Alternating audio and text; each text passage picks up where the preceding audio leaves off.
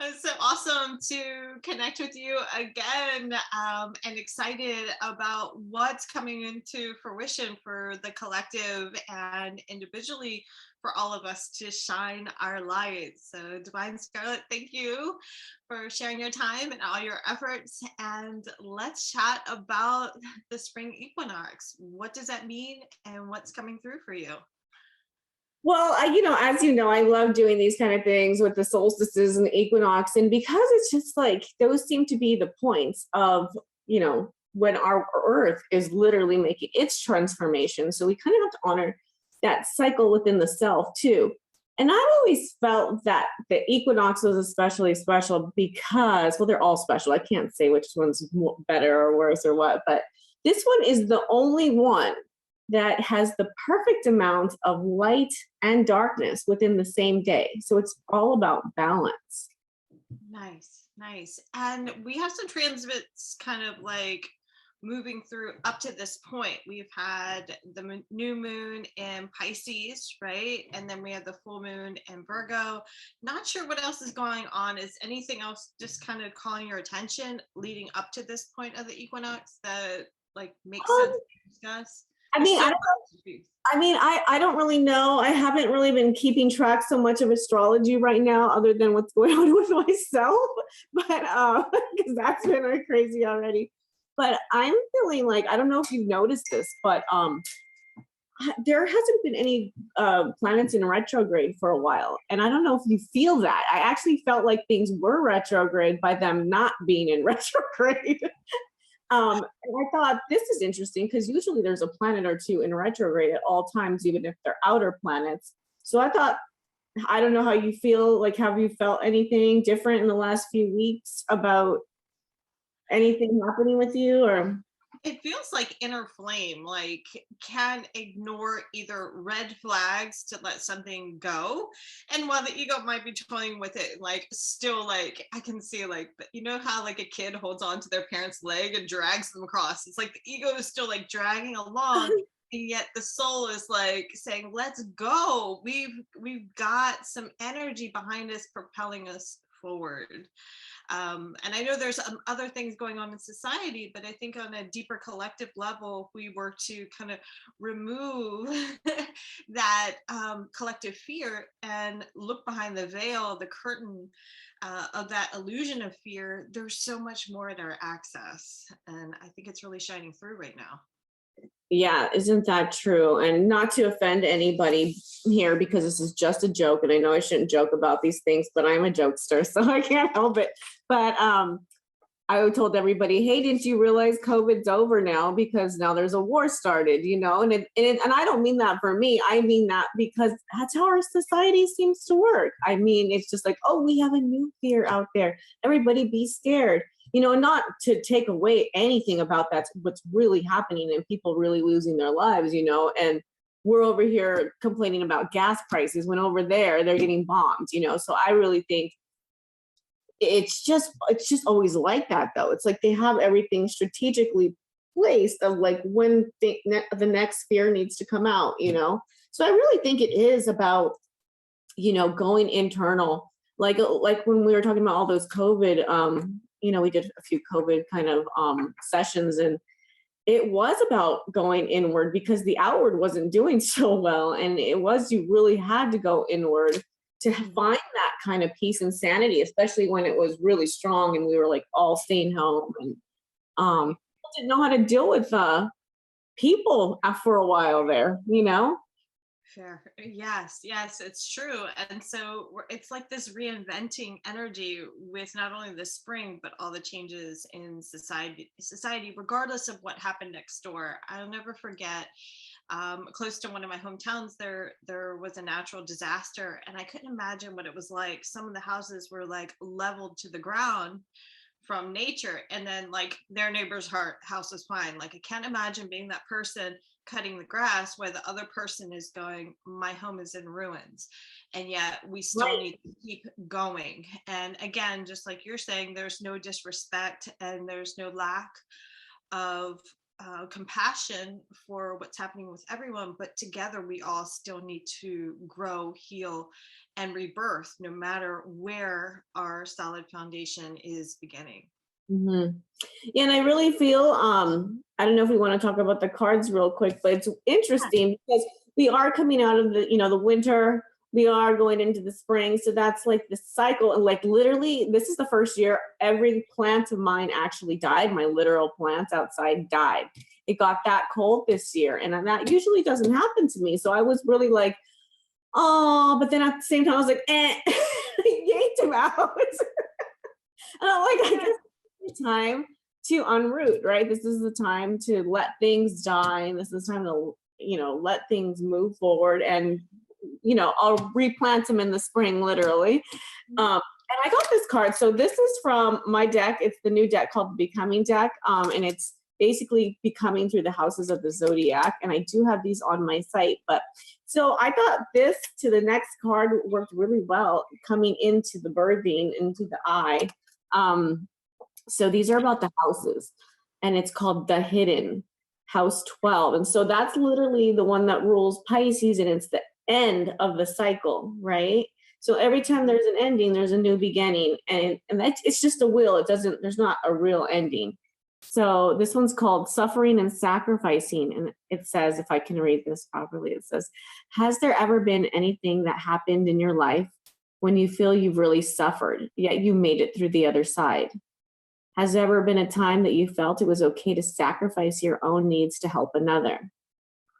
Some people see this as true and unconditional love. Although this could be in another perfect world, in this world, sometimes it requires us to have healthy conditions and live a healthy and balanced life. Acknowledge how much our generations have been conditioned to sacrifice. In time where you have sacrificed When in time have you sacrificed your own health or well-being for another? How did it make you feel? So to me, that's just like that one really hits home with me because I have sacrificed a lot in my life. I think we are kind of bred in this Christian kind of world to sacrifice, as silly as that sounds, for another person's well-being when it's hurting yourself. So I feel that's really embedded in mythology within our generations, our parents and their parents, and maybe we're trying to trickle out of it now, but I think it's still very inherently there. I agree. And I wish I could remember her name, but there's someone that's kind of caught my attention on YouTube, an author and prominent speaker, and she talks about like the good girl mentality. And excuse me for any gentleman or anyone on the gender spectrum, play small, let me dim down rather than stand up in my truth, whatever label you put it on, or and why do we need to be small to make someone else happy? What if our inner light is what's needed right now, and choosing self-sacrifice, as in sacrificing like the ego, or sacrificing sorry if my words aren't coming out right, but that like instant gratification for a celebration of true life. So I pulled some cards today too, and I got the Three of Cups. And I love how each of them, especially with what you're saying, that each of them have a cup of their own. And like together we fill our internal cup, and together we work as a collective to be that, and share and communicate and follow our dreams, regardless, and hopefully dismantling like the framework that just doesn't serve society and us internally moving forward. Mm-hmm. Yeah. And you know what? I got this other card too, which to me brings it into the first house, which is the beginning again, which as much, the ego thing, the ego thing is a weird one, but let's just talk about the I, right? So it's about the self ego, house 1, discovery of the I. It says, throughout your life, you experiences guides you step by step for discovering who you really are. When you no longer identify with the conditionings or labels that you have been given, you awaken the real you and discover your soul. So I feel like, that brings, even though it's bringing us into the eye, you do need an ego, right? No matter what, when you come into this world, when you're a baby, even though you're given these labels, when, I don't know about you, but when you ask a person, a typical person, like, hey, tell me about you. They'll be like, oh, well, my name's this, and I like ice cream, and I like, and whatever, and I come from California, and they just recite their labels to you, instead of. So when people ask me that, I mean, that's a whole thing that opens up stuff. But I still feel like even though some people identify with these labels, it's slowly, you do need an ego to let go before to release. And that's kind of why they go together, I believe. Like you release in order to like come back again. I love it. I love it. So, oh my gosh, it's amazing how these cards are playing off one another. Because I literally did pull 3 cards and I got the 2 of clubs, like manifesting based on that framework of the ego, based on, I'm going to say Pisces or dreams, like what wants to manifest, what wants to grow. And 2 of the Lewis Carroll quotes really stood out to me. I wrote them down. And it was kind of like when I was thinking about what equinox means, I was thinking of like a nest and a nest egg, right?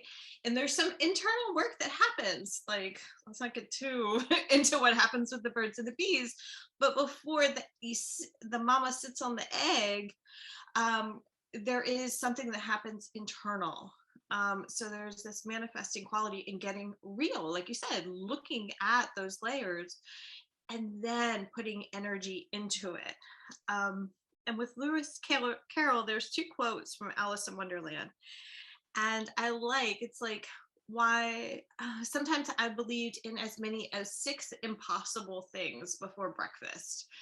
And it's like the word I'm possible stands out here, but it's like, when we manifest and put energy into something, how are we just allowing our imagination to take hold? And yes, some of that takes our ego just as much as like our ego can drag us down. It also can propel us to do what we need to do on this planet. Mm-hmm. No, I do believe there's a healthy balance between the ego. I mean, you can't lose the ego to find the self if you've never had an ego, Yeah. So, and I love Alice in Wonderland because, of course, most of you guys already know I'm a tripper now. And most people are like, I do live on some other land, but but I do. I mean, I often think about the world as like, what if we are just a wavelength? What if this is just a wavelength? And you know what Alice in Wonderland is not that different. And so to me, what possible and impossible is very closely linked together. Like, for instance, when you manifest, it's really deeper than this, but I'll just recite the simple steps. Is you plant your seed, intention.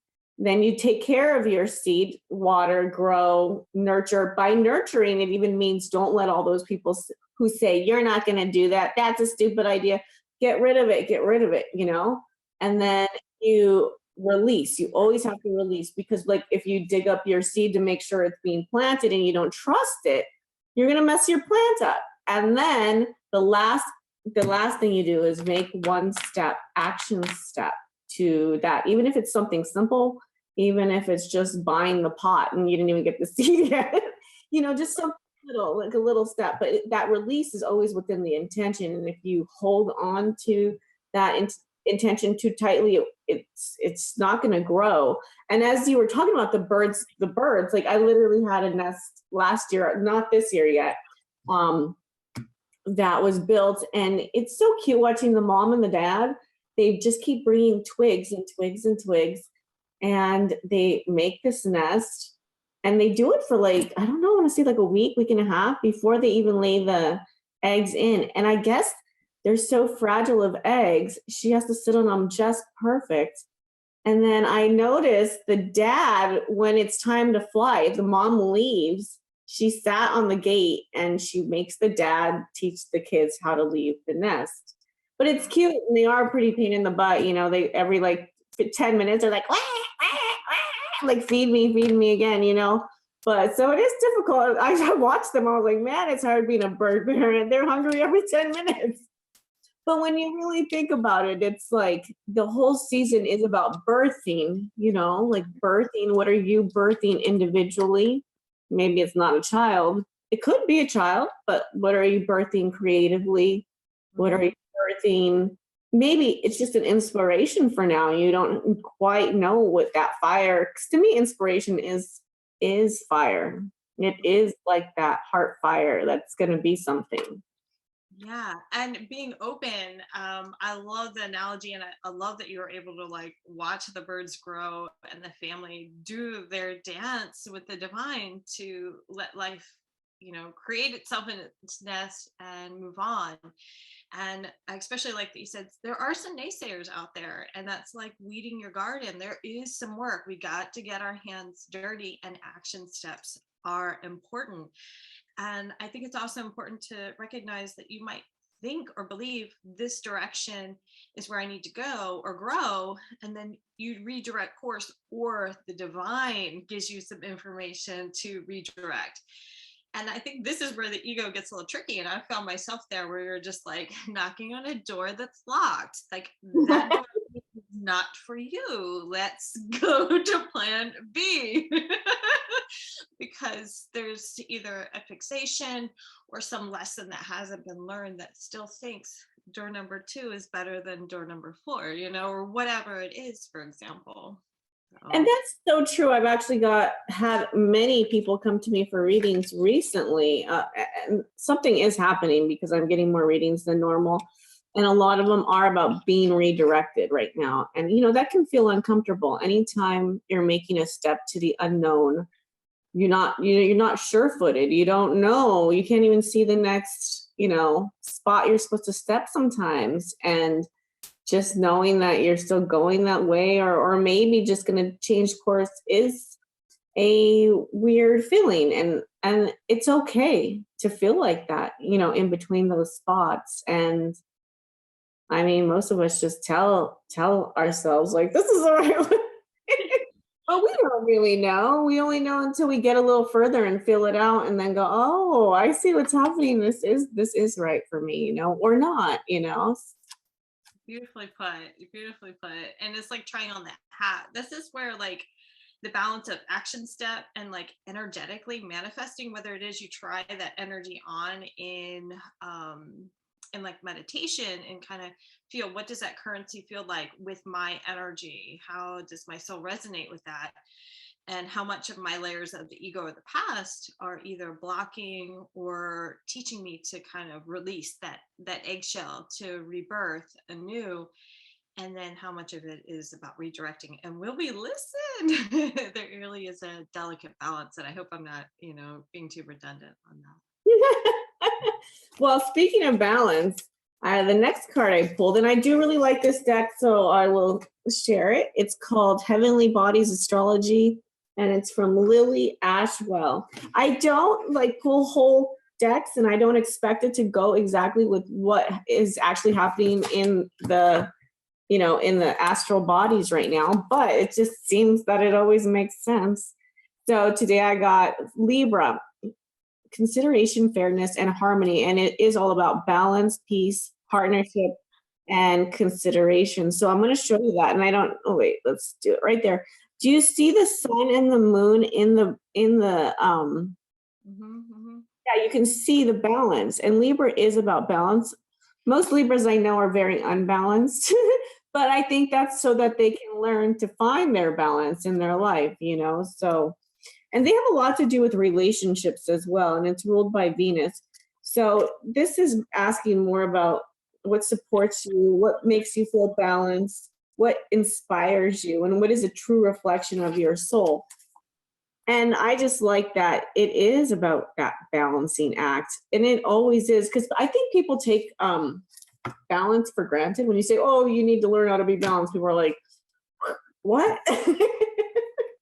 Right? Right, because we're on our own hamster wheel, regardless how finely tuned it's spinning. We're just become accustomed to how we function rather than how we thrive. Totally. Yeah. Totally. And I know you teach yoga, so you understand a bit more about that balancing act, like literally, like on your feet. It's some days better than others, I dare say. Yeah. Um, and I pulled from your deck, and what I like the most about your soul compass deck is that it gives a point of reflection, and regardless of, for me as a yoga teacher, regardless of what pose we're doing, there is like a point of reflection, whether it is like, oh, today I'm not handling this pose right. Oh, my body feels achy this way. Or, oh, my mind is turning this way with meditation. To me, that's the growth point rather than like, I look so good and I can put my foot over my, sorry, let me just stop right there. Okay, so your card, which fits, I love it when cards just fall out the way that they were destined to. I know when I first started pulling cards, it was like I would pull for myself and a card fall out, and I'd be like, I don't want to look at that aspect. And I'd put it back and reshuffle, and then it'd fall out again. And then finally, I was just like, I got to learn to listen to what falls out, literally. And this is about birth, and I'll let you talk a little bit more about it. The birth of humanity connects you with your birthright to expect the best from life. Can you feel it? And with spring, about birthright to believe in what's possible rather than like perpetuate your suffering. Do you mind talking a little bit about this Um, card and your experience here? yeah. I just wanted to talk about that just because Lake Titicaca, first of all, I know these are for reflection cards, so the answers within you. So I don't want to give you so much of the answer, but since I did go there, the reason that I feel it's so beautiful is, first of all, it's like one of the highest lakes that there is. Like it's up 12,500 feet above sea level. So it's really high. You can barely breathe up there. And also, the mythology behind that is that there was a god who came over and like he literally started creating people on the lake, and he was on the island of the sun and moon. I don't know if you guys are familiar with the Peruvian Bolivian area, but I thought that is interesting because the story is actually about human beings being birthed there. So it makes sense that you would pull that card today, you know? And how awesome it is with the Three of Cups and like drinking from the cup of life, whether it is you're going to like drink the blood of Christ, or whether you're going to like drink some moon water, or whether you're going to pour your wine, whatever it is that you're going to bring into your body and nurture it to nurture what you need to kind of stand tall on this planet right now. Yeah. And we are mostly made up of water. I don't know if you've seen those shows. And I read this. I know they have documentaries about it now, but that you don't have to read anything anymore. So It's true. It's true. And that's reading is coming more challenging for me these days. Oh my Lord. Okay, sorry. Another sidetrack. it shows that there's like the water icicles or whatever, and it shows like different things happening to the water. And one will have somebody pray over it, priest pray over it. One will be yelled at. One will, I don't know. There's all these different scenarios that we do these experiments, and literally the shape of the water crystal changes accordingly as to what kind of experience it's having. So we have to think about that for ourselves, you know? Definitely how we're speaking to ourselves. So if we're able to look at snowflakes, we're able to look at water crystals. If we look at ourselves on our internal level and how we're speaking to ourselves, epigenetics, the work of Bruce Lipton is like, what are we implanting? What are we activating? And how are we reacting? And recently, I've been studying nitrogen since I've been doing cryotherapy, and like my, going down that rabbit hole of, while we need oxygen, there's also something to nitrogen. And while, the medical journals aren't supporting this rabbit hole, nitrogen is part of so many of the planets, is part of, if you believe in the Big Bang, what brought Earth into fruition. is what plants absorb through roots if we're talking about rebirthing and planting seeds.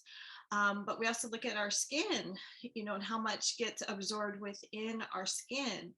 And nitrogen is needed for RNA, DNA, and protein synthesis. Like there's so many other layers, whether it is our thoughts, our environment, or what we're consuming, that we really need to be mindful of. It's like, what's in game and what little steps can we take to be. That's interesting. I never thought about it in human beings before, but I know there is, that mix for the plants. You do nitrogen when they're young to get them growing more, and then the number changes over time as to what other elements you put in as they grow. Oh my gosh, I never thought about that. My brother is the green thumb. I've been able to keep some plants alive lately. My daughter, like before she went off to college, she gave me plants. So she was like, Mom, don't kill these. I killed a few. They didn't make it. But some are really thriving over there. And I didn't know that aspect. And it's interesting because with the cryo, it's like, if you can get a bunch of sessions in one, it's kind of like giving yourself a high dose and then taper off as maintenance. And then the same rings true if you're doing like body work or you're doing conditioning. You kind of got a regimented plan, and then there's maintenance. And I guess that's the same as our goals, our action steps, or rebirthing, is that we really need to put a lot of energy into it, and then you maintain what you choose to keep with you. Mm-hmm. Yeah. What other action steps or energy? What other ways can we put energy into things? What did we talk about? We talked about Steps for me are really easy because like I'm an Aries, so I have to talk myself not to do action steps. yeah. But like, let's give me an example of one of the things you'd like to bring into your life. Oh my Lord. Balance is always huge, right? Because I'm an Aries too. So it's like full throttle in one direction. I'm like 6 speed or park. There's no like in between. I don't know what that is. And I think you missed something in between. Like there's some beautiful scenery on the journey. So I think like paying attention as things go. I will say one thing with me, sometimes when I get in that mode of this is where I'm going, or I'm in work mode, like I forget like some of the other things that are important in the steps in between.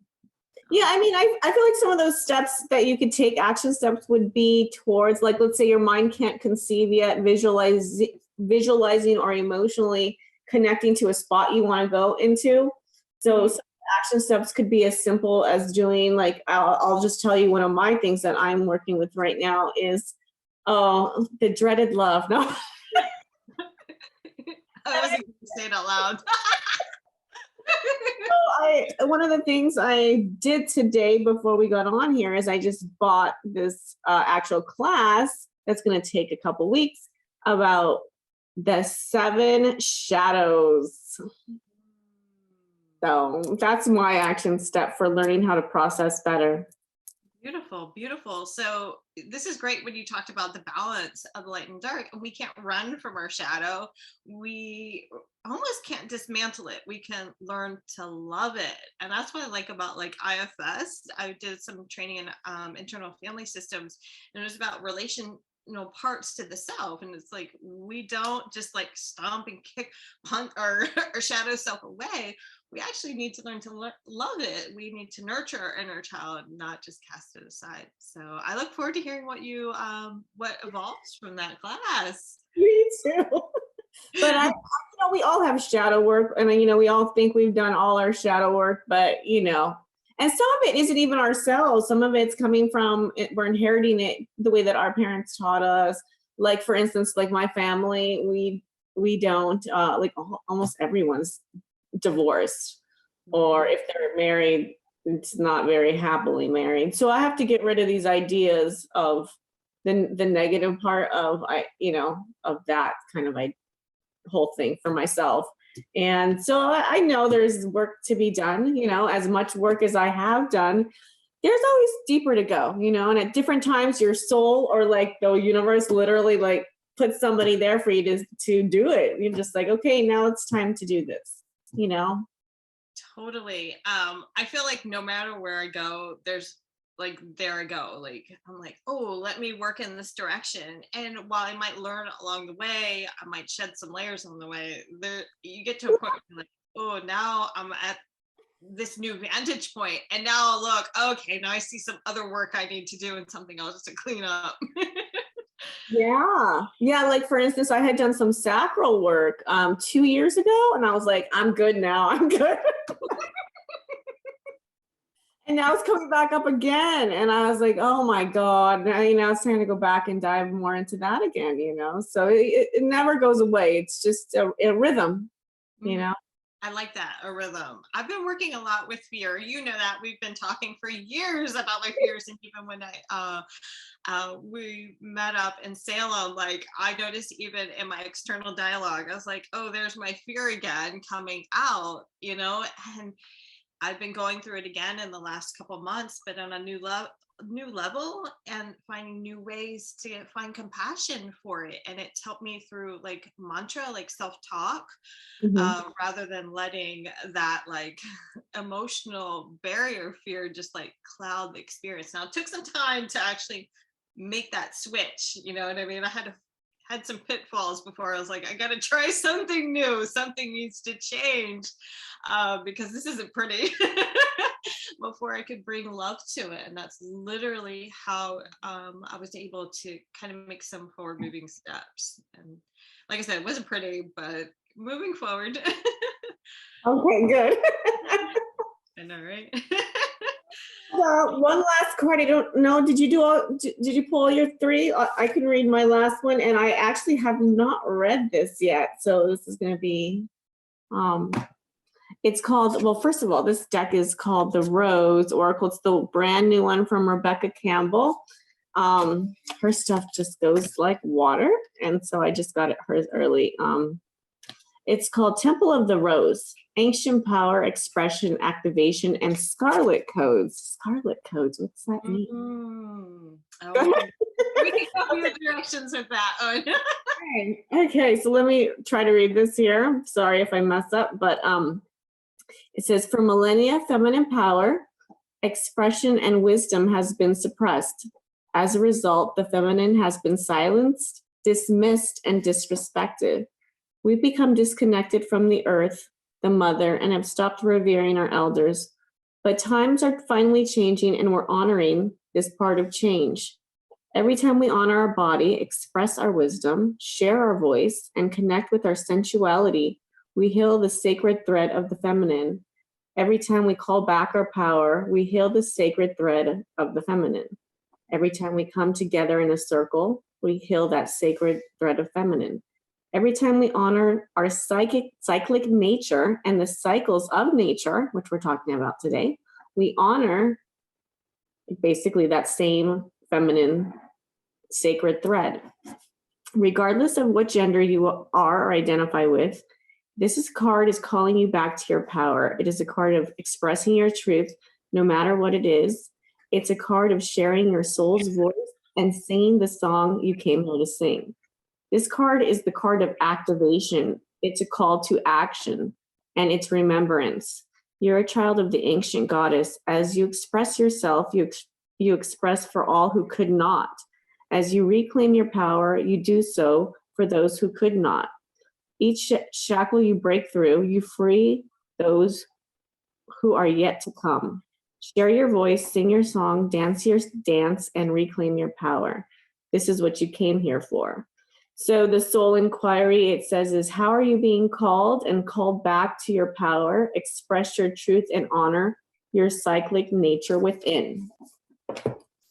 Oh my gosh, what a beautiful note to just shine upon. It's like, it's not about you, whether you're dancing with your own parts and needing to break free of that to take your next leg on the journey, or whether how important your light is in this moment, in this collective, in this lifetime now, regardless of the past and in opposition to the past for the greater good of all. So thank you. Perfect. That was interesting. Yeah, because it's true. I mean, as you and I went back, we went to Salem. I don't know if you guys have seen that one, but we went, and it is all about those people who couldn't be heard, those people who were stopped before they could take their power back. And, and that's just one little piece that happened. There's so much that's happened like that all over.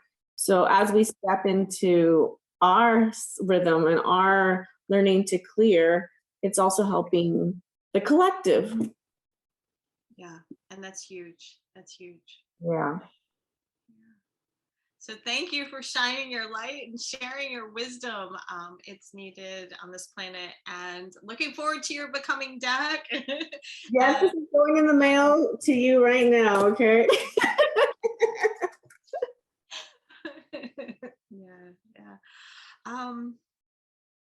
I do think it's important that you talked about the other layers of the past, because I think we take for granted how much of the past actually influences today in following our dreams.